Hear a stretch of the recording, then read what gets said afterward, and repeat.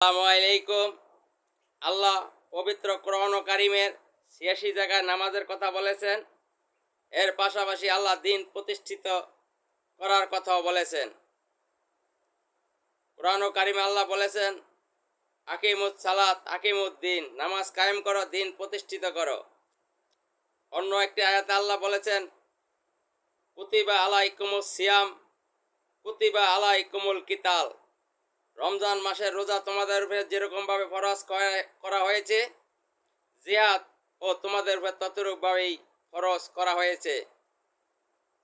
জিহাদ মানে মানুষ হত্যা করা নয়, জিহাদ মানে জঙ্গি তৎপরতা নয়, জিহাদ মানে আল্লাহ জমিনে আল্লাহর দিন প্রতিষ্ঠিত করার মেহনত করা, চেষ্টা করা।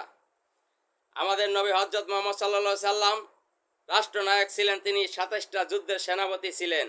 আজ আমরা সেই ইতিহাস ভুলে গেছি।